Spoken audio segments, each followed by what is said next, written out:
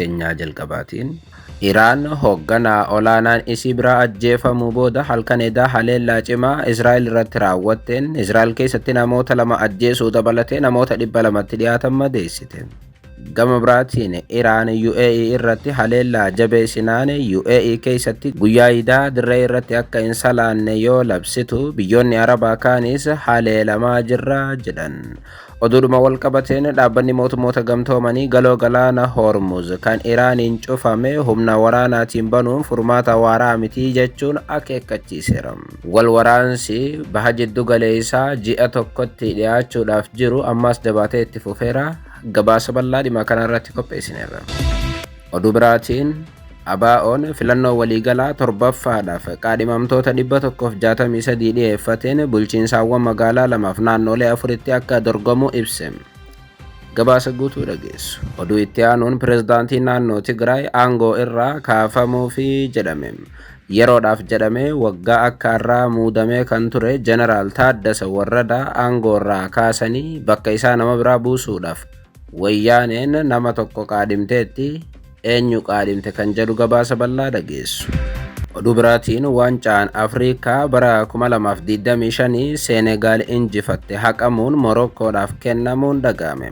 Dhimmi kun mormii cimaa kan kaase yoo ta'u Kaasabalankaan garuu gammachuun dhiichisaa jirti. Gabaasa bal'aa dhageessu. Akkam jirtu daawwattootaaf hordoftoota Haanolee Global Media. Oduu odeeffannoo teenya galgalaa irraa qabannee dhufneeti jirra. Odeeffannoo teenya guutuutti darbuutiin dura baga jala bultii ayyaana Eidul Fitrii nagaan geessan isiniin jechuu barbaanna. Iidi baranaa kan nagaa kan gammachuuf jaalala akka isiniif ta'u bakkuma jirtanitti isiniif hawwina. Kallattumaan gara odeeffannoo irraa qabanneetti isin dabarsina.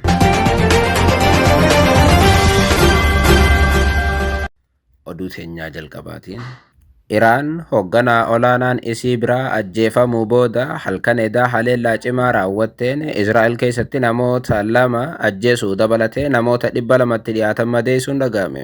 Gama biraatiin Iraan UAE irratti haleellaa jabeessinaan UAE keessatti iida dirree irratti akka hin salaanne yoo labsamu biyyoonni Arabaa kaanis haleelamaa jirra jedhaniiru.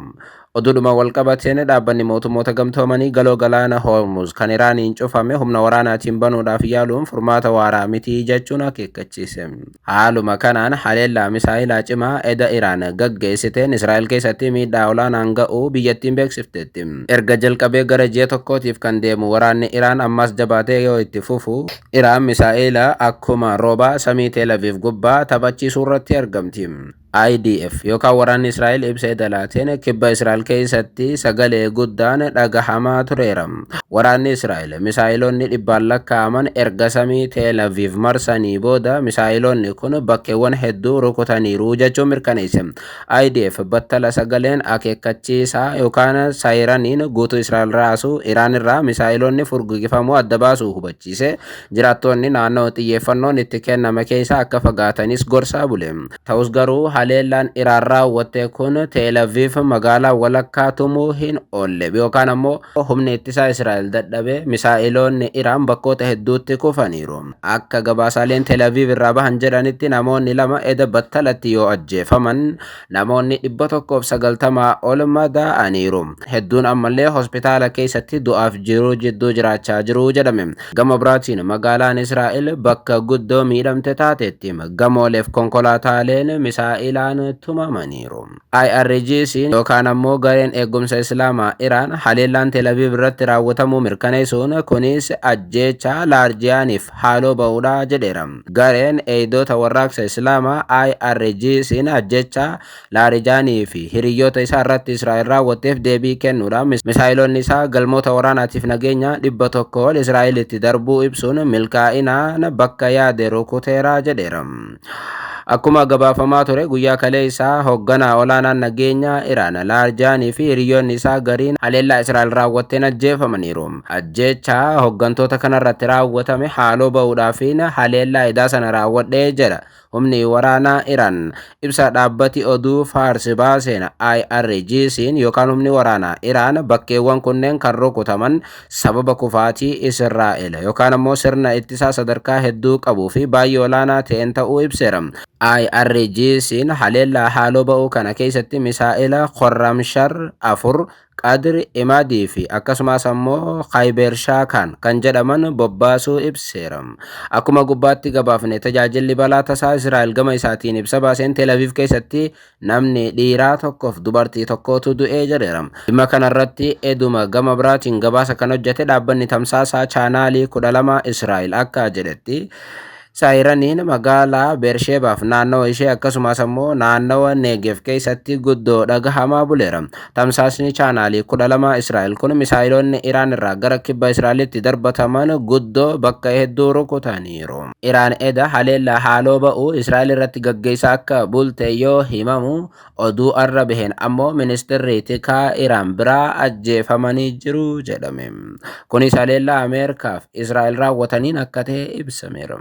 Oduudhumaan wal qabateen Saawud Arabiyaan sa'aatiiwwan darban keessatti dirooniilee 13 to'achuu beeksifte. Ministeerri raayyaa ittisa biyyaa Saawud Arabiyaa X gubbaatti barreeffama barreessaniin dirooniin kunneen bulchiinsa bahaa keessatti rukutamanii kuffifamaniiru. Dirooniileen kunneen Iraan irraa ta'uu kan amanamu ta'ullee garuu dhimmicharratti Saawud Arabiyaan guddoo yaada kennurraa of qusatteetti.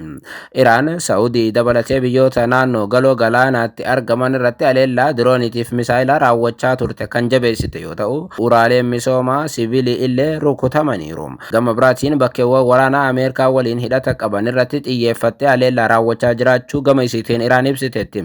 Haleellaawwan diroonii Saawud Arabiyaa irratti xiyyeeffatamaniin immoo imbaasii Ameerikaa hundi haleelamaas turan. Haaluma wal fakkaatuun ammallee UAE'n haleellaan misaayilaatiif diroonii isirratti raawwatamaa jiru jabaatee itti fufuu beeksifte.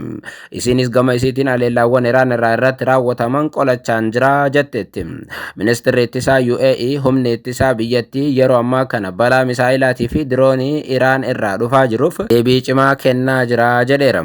Akka gabaafametti taanaan eduma haleellaan hedduun UAE irratti raawwatameera. UAE'n kaleessa qofa dirooniilee 45 fi misaayilota baalastikii 10 ofirraa deebisuu yookaan ammoo humni qilleensaa ishee osoo lafa hin ga'in hambisuu ibsite. Kana qofa utuu hin taane ganama kana wayita nuti oduu tana qindeessinu UAE'n haleellaa misaayilaatii fi dirooniilee ofirraa qolachaa akka jirtu beeksifteetti. Kanuma wal qabatee UAE'n salaanni Iidaa masjida qofatti akka gaggeeffamus murteessiteetti. Kunis sababa haleellaa Iraan sodaatteef ta'uu kan mirkaneessite biyyattiin uummanni biyyattii dirree irratti yoo ba'e miidhaaf saaxilamuu danda'a jetteetti.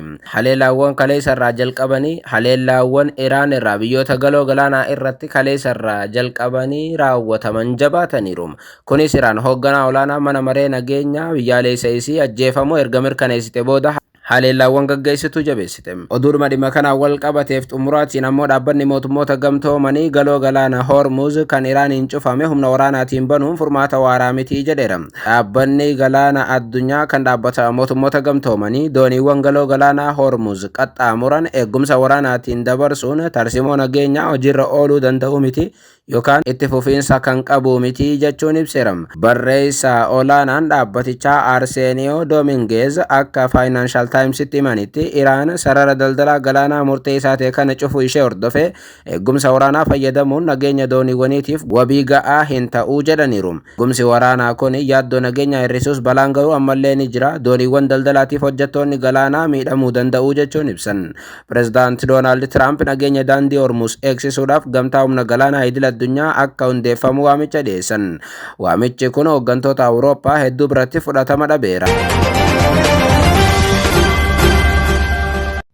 Oduu biraatiin ABO'n filannoo waliigalaa torbaffaadhaaf qaadhimamtoota 163 dhiyeeffateen bulchiinsaawwan magaalaa lamaaf naannolee 4tti akka dorgomuu beeksise. Addi Bilisummaa Oromoo ABO'n filannoo waliigalaa torbaffaa dhuma caamsaa bara 2018 taasifamu irratti hirmaachuudhaaf qaadhimamtoota 163 boordii filannoo biyyaalessaatiif dhiyeessuu beeksiseera. Dura taa'aan koree naamusaaf to'annoo Adda Bilisummaa Oromoo Alamaayyoo Diroo turtii gaazexaa Bariisaa waliin taasisaniin ABO'n filannoo baranaatiin bulchiinsaawwan magaalaa lameeniitiif naannoo naannolee Itoophiyaa afur keessatti hirmaataa jedhaniiru.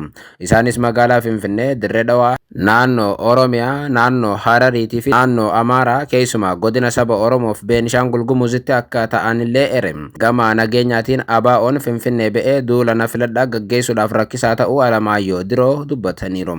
Dhaabbatichi filannoo biyyaalessaa marsaa 7ffaa irratti kan hirmaateef haalli mijataan jiraatee utuu hin taane filannoo irratti hirmaachuu akka qabsoo nagaa gaggeessuutti waan ilaaluuf filannoo gaggeessuuf akka jiru himan. Haalli filannoo mijataa ta'uu baatus jaarmayichi carraa argametti fayyadamuun kaayyoo isaa bakka gahuudhaaf socho'aa jira jedhan Alamaayyoon. Xumura irrattis bakka nageenya hin jirretti filannoo adeemsisuudhaan mootummaa uummata sirnaan bakka bu'u ijaaruun mijataa waan hin taaneef ABO'n filannoo biyyaalessaa marsaa 7ffaa adeemsisuun dura waraanni dhaabbatee nageenyi bu'uu akka qabu yaada jedhutti amanaa jechuun dura ta'an koree naamusaaf to'annoo adda bilisummaa Oromoo Alamaayyoo Diroo dubbachuu isaanii dhaabbanni Pireesii Itoophiyaa gabaaseera. Oduu biraatiin pirezidaantiin naannoo Tigraay aangoorraa kaafamuufi jedhame. Yeroof jedhamee waggaa kaarraa kan muudame Jeneraal Taaddasa Warradaa bakka buusuudhaaf namni biraa qaadimamuun ibsameera.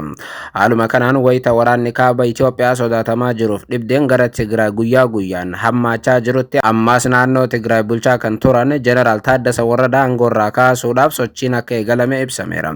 Haaluma kanaan pirezidaantii naannoo Tigraay kan turan obbo Geetaachoo Raddaa fonqolchee aangoo qabate jedhamuudhaan kan qeeqaman Jeneraal Taaddasa Warradaan fiifuu amma isaaf TPLF jidduutti dhibdee guddachaa jiru wal qabate aangoorraa kaafamuudhaaf akka jiru ibsame. Miidiyaaleen naannoo Tigraay dhimma kana beekan gabaasa qoodaniin guyyaa 22 booda turtiin aangoo isaanii kan xumuramu pirezidaantiin bulchiinsa yeroo naannoo Tigraay Jeneraal Taaddasa Warradaa aangoorraa kaasuudhaan bakka isaa buusuudhaaf nama haarawaa tokko wayyaaneen qaadimteetti jedhame. Akka maddoonni TPLF itti dhiyoo jiran ibsanitti taanaan namni aangoo kanaaf filatamee jiru amma pirezidaantii itti aanaa bulchiinsa yeroo Tigraay fi itti aanaa dura ta'aa wayyaanee kan ta'an Amaanu'eel Asaffaati. Maddoonni kunneen akka himanitti qaadhimamuun Amaanu'eel Asaffaa TPLF irraa dhiyaate. Kanaanis koree hojii raawwachiiftuu miseensota dhaabichaa 9 qabu keessatti sagalee 9 keessaa 8 argachuudhaan Amaanu'eel akka bakka Jeneraal Taaddasaa bu'uu ragga'ame jedhame. Haa ta'u malee pirezidaantiin haaronni eeggamaa jiru yookaan Amaanu'eel Asaffaa aangoon isaa baay'ee daangeffamee akka itti kennamu ibsameera. Maddoonni kunneen akka himanitti koreen hojii raawwachiiftuu TPLF kun kan hoogganamuun Dabratsiyoon Gabramikaa'el yoo ta'u koreen kunis gareelee adda addaa of jalatti hammatee murteewwan hedduu dabarsuu kan danda'udha jedhameera. Kanaaf immoo pirezidaantiin amma aangoo qabachuudhaaf jiran hojii guyyaa guyyaa tajaajila uummataa wajjin wal qabatu qofa irratti akka xiyyeeffatan murtiiwwan siyaasaa gurguddoo irratti immoo gahee guddaa akka hin qabaanne TPLF ugguree aangoo itti kennuudhaaf deemaa jedhameera. Kunis Dabratsiyoon Gabramikaa'el akka hoogganaa olaanaa biyyattiitti kan muudame yoo ta'u pirezidaantiin isa jala jira akka jechuuti yookaan Dabratsiyoon mootii Tigraay ta'uu isaati. Kutaalee mootummaa akka nageenyaa siyaasaaf diinagdee fakkaatan garee wayyaanee duraan hundaa'aniin akka hoogganamanis ibsameera. Hooggantoonni gabaasa hojii isaanii kan dhiyeessan gara pirezidaantiitti osoo hin taane gara dura ta'aa wayyaanee jechuunis Dabratsiyoon Gabramikaa'elittidha.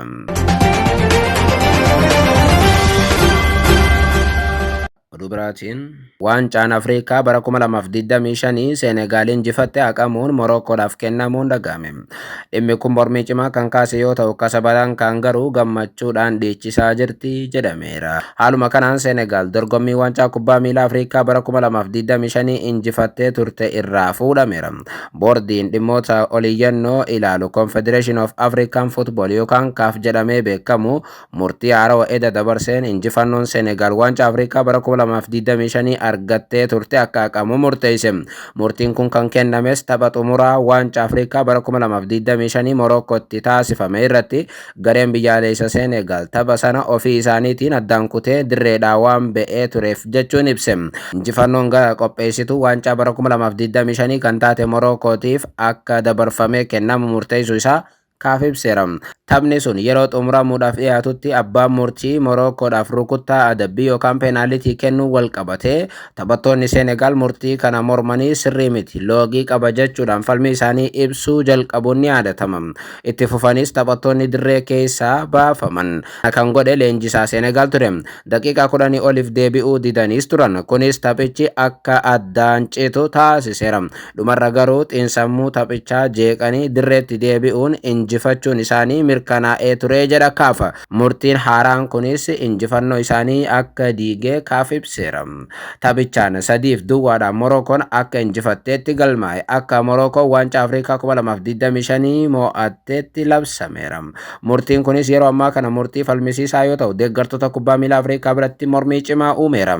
Murtiin kaaf dabarsee maalna dhibdeedhaan kan dabre qofa utuu hin taane dhaabbanni guddaan Afrikaa kun akkuma hooggantoota Afrikaa malaammaltummaadhaan kan hojjetu maallaqa fudhatee gocha kana kan raawwatedha jechuun mormitoonni yaada isaanii kennaa jiru. Gama biraatiin tarkaanfiin amma kaafiin fudhatame kun heegaree kubbaa miilaa Afrikaa balaa jala akka buusu sodaatameera. Dhimma kana booda Kasabalaankaan gammachuudhaan dhiichisaa kan jirtu yoo ta'u Senegaal murtee kaaf kana mormiteetti.